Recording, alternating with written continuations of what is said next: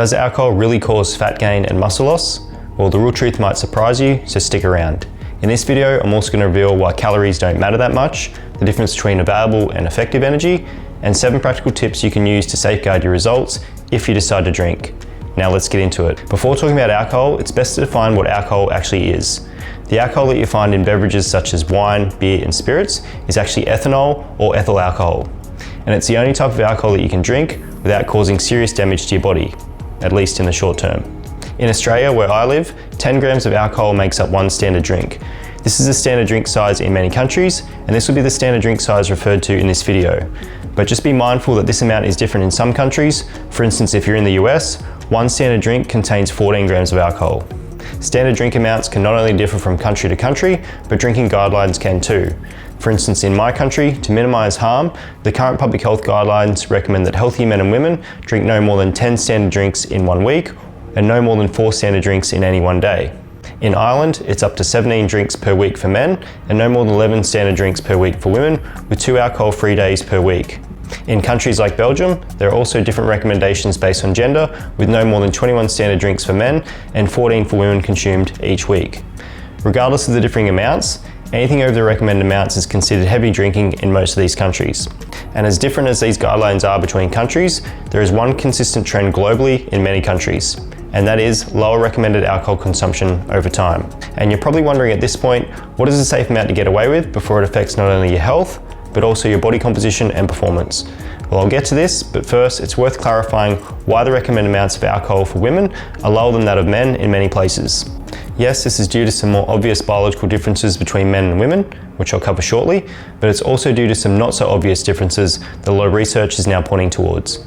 Even in countries like mine, where the recommended standard drink amount is the same for both genders, the research and accompanying guidelines also suggest that women need to be particularly careful regarding how much alcohol they drink. Why? Well, it's clear that even at the same higher levels of consumption, women are not only more vulnerable to rising health issues than men, but they're also more vulnerable to more total health conditions than men. Here are some of the conditions that women are more likely to develop than men with the same degree of alcohol misuse. Liver damage. Women are more likely to develop alcohol-associated hepatitis, a potentially fatal alcohol-related liver condition. Brain function abnormalities. Women experience shrinking brain tissue, declining brain function, and brain damage faster than men as a result of the same alcohol misuse. Heart problems. Heart disease and high blood pressure can occur faster for women than for men, even if they consume less alcohol. Infertility. Chronic use of alcohol may lead to irregular menstrual cycles and ovulation patterns, reduce fertility, and lead to an early onset of menopause. Pregnancy complications. An increased tendency for birth defects, behavioural issues, and intellectual disabilities for newborn children. Cancer. Alcohol has been linked to many types of cancer for women who drink, and they're also more vulnerable to developing more types of cancer, such as breast cancer. Mental health disorders such as anxiety and depression are also often a result of alcohol use, so too is alcohol use disorder and addiction. As for the more obvious biological reasons as to why women can generally handle less alcohol at any given time than men, well, there are a few. Firstly, alcohol by nature is both water soluble and fat soluble. This means that it can pass through all the cells and tissues of your body, including the blood-brain barrier. Because ethanol is soluble in water, it moves into the water spaces throughout the body, such as your bloodstream, extracellular spaces, and intracellular spaces. However, it does not accumulate in your adipose tissue or fat because it prefers to reside in water. Just in case you thought that alcohol was converted into body fat, well, it isn't. However, that doesn't mean it cannot increase fat gain in other ways. More on this later on. In essence, alcohol is restricted to a finite water volume in your body, and this water volume is called total body water, or TBW, and it differs between men and women. Generally speaking, a high percentage of a woman's body mass is fat compared to that of a man's. On average, the TBW in a woman is 55% of their body mass, whereas it is 68% in men. Because women have a lower percentage of body water and higher percentage of body fat than men, women will tend to have a higher blood alcohol content compared to men if they drink the same amount of alcohol. Thus, the higher BAC in females puts them at a greater risk of intoxication compared to males, since more alcohol reaches their brain at a faster rate. It's not just differences in total body water that also allows men to drink more than women before getting intoxicated. The main underlying factor as to why women can generally handle less alcohol than men is due to the fact that women have low levels of the enzyme called alcohol dehydrogenase, or ADH for short. This enzyme is involved in breaking down alcohol in both the stomach and the liver. Men have highly active forms of ADH in their stomach and their liver, and the presence of ADH in the male stomach alone can reduce the absorption of alcohol by 30%. By contrast, females have almost no ADH in their stomach, and the ADH in their liver is also far less active than that of males. Of course, there are other factors that can influence how alcohol is processed and how it affects your body, regardless of whether you're male or female, such as body weight, hydration status, and overall health status. Hydration level is one factor that can be easily and quickly varied, and it may come as no surprise to you that alcohol is a diuretic and sends you to the bathroom more frequently. This is because when you consume alcohol, it suppresses the release of the antidiuretic hormone vasopressin, which controls how much water the kidneys reabsorb and retain. This reduces fluid retention and increases urination, and it's this water that's lost through increased urination that is what can lead to dehydration. However, you don't only excrete more fluid when you drink heavily, you also excrete more electrolytes such as potassium, sodium, and magnesium, which are essential for body and brain function. And this is why a lot of people often feel a lot better after having electrolyte drinks the day of a hangover. So yes, the common advice to drink more water if you're drinking alcohol is wise, as it will allow your liver to better process the alcohol and reduce potential damage, but it's wise to also replace the lost electrolytes that I just mentioned as well. It's not just the liver and the total body water that alcohol has effects on though. As you'll soon discover, alcohol has broader implications for a person's overall health, their body composition, and their performance. At higher doses, alcohol has some acute effects on the body that will affect you if you're trying to do various forms of training around the intoxication window. These include dampening the control of movements, draining the body's water, i.e. dehydration, and reduce blood flow to the muscles. Looking at the first effect, it shouldn't come as a surprise to you that alcohol slows you down. With this in mind, it becomes obvious that you shouldn't do speed, agility, or high coordination activities after a big bout of drinking. In regard to effect number 2, alcohol in smaller doses doesn't do too much to your body water, but at higher doses, however, it becomes very toxic and causes dehydration. This dehydration and the interrupted sleep that accompanies it are the main things working against you if you're trying to train hard the day after a big bender. Hence, if you need to train, it's wise to stick to lighter sessions and activities after a big night on the booze. And in regard to effect number 3, if blood flow is reduced, you're not getting as much oxygen or other essential nutrients to your muscles, and this could lead to your performance being compromised. So yes, it would be wise to not attempt PRs in the gym if you marinated yourself in alcohol the day before. The research also suggests that aerobic performance is particularly impacted by drinking and severely inhibited. Apart from the obvious effects of dehydration, alcohol slows down nutrient metabolism and can affect aerobic performance by slowing down the citric acid cycle and inhibiting gluconeogenesis. So if you're looking to drink heavily and go for a run the day after, it's likely not going to go well, and it could even be dangerous. As far as drinking after exercise goes, if you do decide to have a high amount of alcohol every once in a while, say 5 drinks or more, this will impact your recovery and performance in the short term, but not so much in the long term if it's only an occasional binge. According to some research, consumption of 0.5 grams of alcohol per kilogram of body weight or less won't have an impact on muscle recovery in the 24 hours post-training or competing. So for someone who weighs 54 kilograms or 120 pounds, that's about 2.5 standard drinks. And for someone who weighs roughly 82 kilograms or 180 pounds, that's about 4 standard drinks. Those are some of the effects of alcohol on performance. Let's now take a close look at its effects on body composition and health. Ethanol is a dense fuel source. When you consume alcohol, it's metabolized by the liver and converted into acetate, a substance that can be used as an immediate source of energy by the body. However, alcohol is not only a fuel source, it's also a toxic molecule. Thus, the body doesn't have a storage place for alcohol like it does for carbohydrates and fat. Just in case you thought that alcohol got converted into body fat, it doesn't. However, just because alcohol doesn't store well as body fat, that doesn't mean it cannot augment fat gain, particularly when consumed at higher doses. Unlike other energy-providing mass that we consume, such as protein and fat, alcohol lacks nutritional value and does not provide any essential nutrients that our body needs. And this is a point where I'm going to explain why calories don't matter so much. When it comes to what we throw down our necks, we need to distinguish between available energy and effective energy. The available energy is the total energy we consume, whereas the effective energy is the energy that's left over and ready for the body to actually utilize, i.e. be put towards desired outputs such as optimizing bodily functions and physical activity. In the case of alcohol, it does contain a lot of readily available energy, but the effectiveness of this energy as a fuel source for the body is low due to its negative impacts on nutrient absorption and overall function. Hence, it's not an effective energy source, and the energy derived from alcohol is often not used for beneficial body functions, but instead goes towards metabolizing the alcohol itself and dealing with its toxic effects. When alcohol is consumed, the body prioritizes metabolizing it over other nutrients, and this causes a reduction in the use of other energy substrates such as dietary fat and carbohydrate, and begin to store these as body fat until the alcohol is excreted from the body. This is especially true for dietary fat, which can be reduced to around 25% less oxidation in the presence of high amounts of alcohol in the bloodstream. Alcohol can not only disrupt fat metabolism and make you fatter, taken consistently at too high a dose, alcohol can also impair protein synthesis along with anabolic signaling, meaning that you'll struggle to both gain and retain muscle mass. These are just some of the reasons why it's erroneous to think in terms of calories in and calories out, especially when it comes to alcohol. Calories can give us an idea of the energy content of a substance, but they don't give us clarity on how much energy is actually derivable from it for the human body. Rather than calories consumed, it's better to think of what you throw down your throat as chemical potential energy. This potential energy can be converted into work, thermal energy, and/or stored as tissue, and all to varying degrees depending on the substance makeup. There are also other important factors to consider that are not accounted for by caloric values. These are especially relevant to alcohol and include a substance effect on inflammation, hormones, digestion, the nervous system, and more.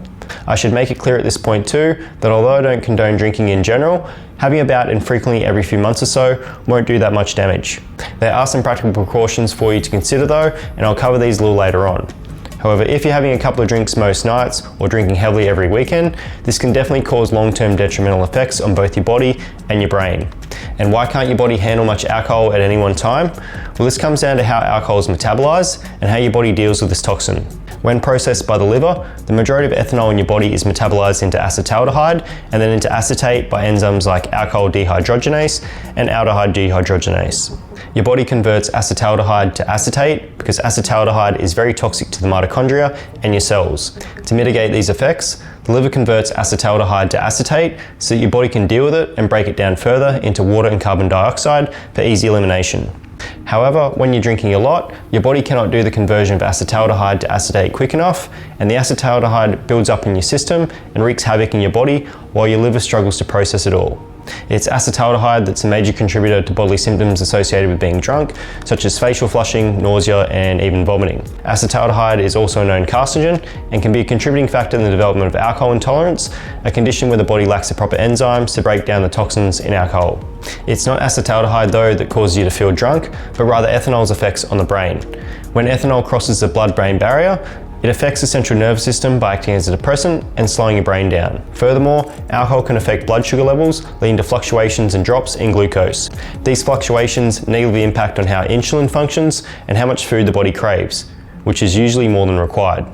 This is not only going to have an adverse effect on body composition, but it's also an important consideration if you have diabetes, as it can worsen any current complications. It doesn't stop there either. Just one drink of alcohol in the evening can increase growth hormone secretion during sleep by as much as 60%. Growth hormone plays a crucial role in metabolism of the muscles, bones, and brain, as well as in blood sugar maintenance. And if you're a man, you especially need to worry. Excessive drinking decreases testosterone and severely compromises building muscle mass over time. Heavier drinking is also known to increase estrogen levels, which can have some very feminizing effects, bitch tits being one of them. Excessive alcohol consumption has also been found to increase the production of the main hunger and appetite hormone, ghrelin, making your body crave more food. Adding more insult to injury, alcohol can cause damage to the organs involved in digesting, absorbing, and processing nutrients, leading to nutrient deficiencies in those who drink often. And let's not forget about the main organ, the brain. Of all the organs in the body, the brain is especially susceptible to the negative effects relating to heavy alcohol consumption. Alcohol can affect the neurotransmitters in the brain, such as neuropeptide Y and serotonin, which are involved in regulating hunger and appetite. The likelihood of increased food cravings and the desire to eat more are further heightened by the stimulation of these neurotransmitters. Alcohol can also lower inhibitions and impact the brain's reward system. Alcohol triggers the release of dopamine, a neurotransmitter that's associated with pleasure and satisfaction. This can lead to decreased self-control and increased desire to eat pleasurable foods. Hence, overeating and making unhealthy food choices are usually the end result. And if you're thinking that alcohol's effects are limited to binge drinking, think again. Any amount of alcohol is bad for your brain, and time again, brain scans of drinkers have shown a reduction in the total amount of their brain tissue, even with low to moderate levels of drinking that are inside most public health guidelines. There is both a reduction in the size of neurons and the brain itself, and this is associated with a reduction in both the grey and white matter of the brain. The grey and white matter play a key role in processing information, muscular control, decision making, memory formation, emotions, and sensory perceptions such as seeing and hearing. In other words, alcohol makes you slower, dumber, and number. Speaking of number, yes, high doses of alcohol can have long-term effects on sexual function too. Here's how. If you're a female, excessive alcohol consumption increases testosterone levels, decreases arousal, and makes climax harder. Heavy drinking patterns have also been associated with more sexual partners, regretted sex, sexually transmitted diseases, and pregnancy terminations. And if you're a man, alcohol can negatively affect arousal and sexual endurance, so much so that regularly drinking too much can cause permanent damage and erectile dysfunction. Men with alcohol dependence are also more likely to experience issues such as unsatisfying orgasms, premature ejaculations, and regular loss of libido. It may also come as no surprise too that risky sexual behaviour is more likely when men consume alcohol in excess. And before passing out next to someone you regret, just remember, you'll likely wake up to the fact sooner rather than later. Most of us know that alcohol is a depressant and it slows down activity in the brain, hence why it's often used by people as a sedative. However, many people who use alcohol to get to sleep are unaware of how alcohol affects the quality of that sleep. While alcohol can induce feelings of relaxation and sleepiness, it can disrupt your sleep cycle and decrease the quality of your sleep. It does this in a few different ways. Apart from the obvious ones like getting up to go to the bathroom frequently during the night because alcohol is a diuretic, alcohol also suppresses melatonin production and interferes with your circadian rhythm. Also, as alcohol starts to metabolize more, the sedative effect wears off. This causes a rebound and waking up effect that prevents you from getting the deep sleep and rapid eye movement sleep that you need because alcohol is in your system and is keeping you in the lighter stages of sleep. REM sleep is particularly important because this is the type of sleep that helps your brain recover and process memory and learning from the previous day. This is why you still might feel tired after a full night's sleep if you've been drinking. And the restlessness in bed not only has effects when you're intoxicated, it also has lasting effects for several nights after you drink, something that few people establish a link between. And speaking of restlessness in bed, have you ever tried drinking whilst being sick? Doesn't go too well, does it? One major reason for this is that alcohol can cause inflammation. Alcohol is a toxin and thus can cause stress and damage at the cellular, tissue, and organ levels. Consuming alcohol regularly and excessively can trigger inflammation across the entire body, including the gut, liver, face, joints, and the brain. And if that's not enough, we also know that serious alcohol abuse brings with it liver disease and has also been linked to high blood pressure, increased triglycerides, heart disease, stroke, DNA damage, and various cancers. Yes, the effects of alcohol sound pretty bad, don't they? And even if you're drinking the recommended amounts, you're still significantly jeopardizing your health. And what if you decide to only drink heavily every now and then? What can you do to mitigate these negative effects, at least in the short term? Well, let's cover that now. From a body composition standpoint, if you're active and not trying to get super lean, having the amounts of alcohol as per the health guidelines I mentioned earlier won't greatly affect your body composition or your training adaptations. And that includes both strength and cardiovascular training. However, if you're trying to get really lean, it's probably not a wise idea to consume alcohol, given the fact that it can stimulate your appetite when you're already likely eating less than usual. So if you're trying to get super lean or perform at a high level, it's probably best to abstain from alcohol entirely. If you're not and you decide to drink heavily, which by the way I'm not advising, here are 7 tips to safeguard your body composition and to some extent your health. If you decide to drink, be sure not to do so on an empty stomach. Food does prevent the rapid absorption of alcohol into the bloodstream. Eating a meal with a mixture of protein, fat, and complex carbs before drinking appears to be better than having the equivalent meal made up of just one macronutrient. Having just sugars and simple carbohydrates is a worse tactic, as these are quickly absorbed by the body, so there won't be much help in slowing down the absorption of alcohol in the digestive tract. When drinking, remember to account for the alcohol content along with any carbohydrates present in the drinks. If consuming distilled spirits, they're best mixed with low sugar mixes, e.g. vodka with soda water. When having beer or cider, remember that lower carb and light are not the same thing. Consider varieties that are both low carb and lower alcohol by volume, or ABV, i.e. an ABV of 4 to 5% or less. Remember too that stouts and darker ales tend to be higher in carbs and have a higher ABV than other beers. When consuming wine, consider lower ABV, around 10 to 12%, and lighter versions of red and white wine. Brut varieties are generally the lowest when it comes to sparkling varieties. Sweet and aromatized and fortified types of wines are all high in sugar, and it's wise not to overconsume these. If you find yourself drinking heavily, remember that eating more protein and less fat usually results in less fat gain after drinking, all else being equal. If you're going to drink heavily, it's usually best to avoid hard training sessions of any kind for a 24-hour window pre and post training. Lighter to moderate sessions impose less risk and potential damage and can be considered if you absolutely have to train. Drinking plenty of water before, during and after higher amounts of alcohol consumption, along with replenishing electrolytes, can really help mitigate alcohol's adverse effects. Again, most of these tips are safeguards from doing more damage than one should if excess alcohol is consumed. They're not in any way put forward to promote consumption of alcohol. Excessive alcohol consumption can have negative effects on your health, your body composition and performance, regardless of how you adjust your diet to compensate for it. If in doubt, it's always wise to abstain from alcohol, which brings me to an important point. You can plan to get intoxicated, and you can get intoxicated without planning to. Alcohol is among the most misused addictive substances on the planet. In the UK, almost 60% of adults aged 18 years and over reported drinking in the past week. In the US, 2/3 of the adult population drank excessively in the previous year, and about 13% of American adults also meet the criteria for alcohol use disorder, or AUD. And in my country, it's 1 in 10 adults. Given the addictive nature of alcohol, it's easy to see how 1 or 2 planned drinks can easily turn into 7 or 8. Which brings us to a crux question. What is an alcoholic? I invite you to consider this question whether you only drink at social events or whether you're getting marinated every night. I say this because if someone cannot see their life without a substance that only causes them harm, can they truly say that they're in control? Alan Carr addresses this very topic in his in-depth and brilliant book called Easy Way to Control Alcohol, and I highly recommend everybody read this book, whether they're an occasional drinker or a seasoned veteran. It's not just the chronic cases we have to be aware of when it comes to alcohol, but also the acute ones as well. It makes us crash cars, empty our wallets, say regrettable things, and hit on people we normally wouldn't.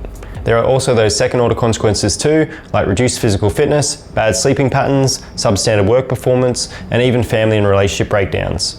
For reasons like these, it's probably unwise to judge a non-drinker at social occasions as being antisocial. They likely know a lot more about alcohol's effects than most, and hopefully this video has opened your eyes too and given you a lot more insight on the topic. I know the title of this video is about alcohol's effects on body composition and health. However, getting fat from drinking is probably the least of your worries when it comes to the damage that alcohol can do to your body and your life. And this is the part of the video where I want to get a little bit more personal with you. If you're watching this, you probably think that I'm a fitness freak and a purist who's never gotten blitzed in his life. Well, hardly. I'm a human just like you, and I have my flaws. I've struggled throughout various stages of my life with alcohol, and although there have been definitely some great memories and some feel-good moments, there have also been some more sobering times too, for a lack of a better word. And it's not just the present moments you see the effects of alcohol, but more so in the aftermath. Those second-order consequences I talked about earlier. Seeing firsthand the relationship breakdowns and the deterioration of so many people's health, and even their complete demise, makes you think hard about the place that something should have in your life. In seeing these devastating effects of alcohol in society, many of us are told to ponder whether we have a problem with alcohol. But do we actually have a problem with alcohol, or is alcohol the problem? It's by nature an addictive substance and designed to get people hooked. It's these effects that have convinced me that less is actually more when it comes to alcohol, and if I can avoid it, I should. Alcohol is not essential for good mental or physical well-being in any way, and there's no reason to think that pouring poison down your pie hole improves your life in any way. And if you don't believe me that alcohol is not good for you in any way, try the following little experiment. Ask any person who drinks why they drink. I can assure you that you'll never find any reasons, only excuses. The truth is that many of us think that we can control alcohol, when in reality, alcohol controls us. We're conditioned by society to believe that alcohol is a normal part of life and that going sober is about giving something up. However, if you ever talk to a recovered alcohol addict, you'll soon learn that going sober is not about giving something up, but instead about taking everything back. I hope this video made you think a lot harder about what alcohol really is, what it does, and what place it should have, if any, in your life. I'm interested to hear your thoughts and experiences on alcohol, so do let me know in the comment section below. As always, thanks for watching my channel and supporting me, and I'll see you next time.